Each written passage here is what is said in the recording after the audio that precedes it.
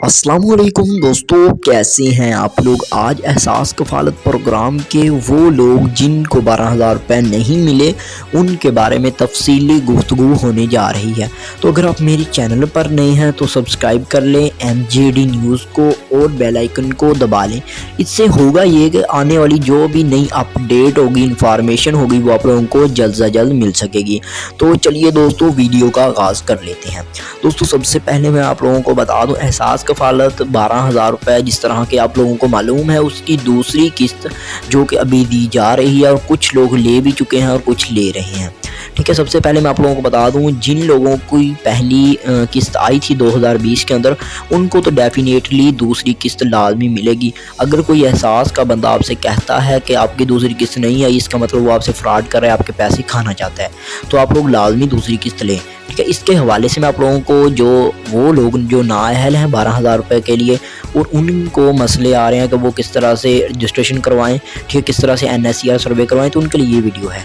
सबसे पहले मैं आप लोगों को बता दूं, NSCR सर्वे ये वो सर्वे होता है जिसके अंदर आप लोगों के घरानों का, ठीक है, बाकायदा कंप्यूटराइज रजिस्ट्रेशन की जाती है और उसके बाद आप लोगों को 12,000 रुपये दिए जाते हैं। ठीक है, अब आप लोगों ने अपना सर्वे किस तरह से दोबारा से करवाना है, क्योंकि नाअहल अफराद को पैसे नहीं मिल रहे, तो आप लोग NSCR सर्वे किस तरह से दोबारा से करवा सकते हैं उसका दोस्तों मैं आप लोगों को तरीक़ाकार बता दूं कि आप लोगों ने सबसे पहले अपने एहसास कफ़ालत के दफ्तर के अंदर चले जाना है। ठीक है, तो एहसास कफ़ालत के दफ्तर के अंदर जाने के बाद अपनी अहलिया को साथ लेकर जाना है।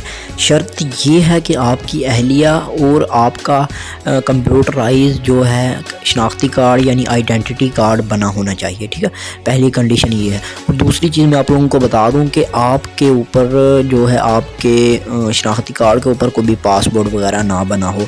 ठीक है, उसके अलावा मैं आप लोगों को बता दूं, आपके घर के अंदर जितने शादीशुदा जोड़े हैं उनको सबको पैसे मिलेंगे, तो आप लोगों ने घबराना नहीं है। ठीक है, सब अपना जाकर रजिस्ट्रेशन करवा सकते हैं।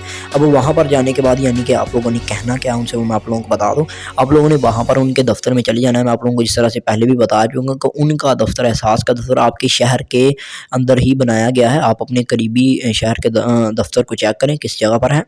वो मैंने पहले एक वीडियो के अंदर बताया था किस तरह से आप लोगों ने अपना एहसास का दफ्तर चेक करना है। ठीक है, तो आप लोगों को दफ्तर जाने के बाद आप लोगों ने सबसे पहले अपने बारे में अपने शोहर की जो अहलिया, ठीक है, यानी कि जो बीवी है, वो अपने शोहर के जो पैसे है, इनकम है एक मंथ की, वो 31,000 से कम बताएगी। ठीक है, और जो भी वो बताएगी वो ये नहीं कहेगी कि ये सरकारी ऑफिसर है या कुछ भी, वो उसने सिर्फ यही कहना है।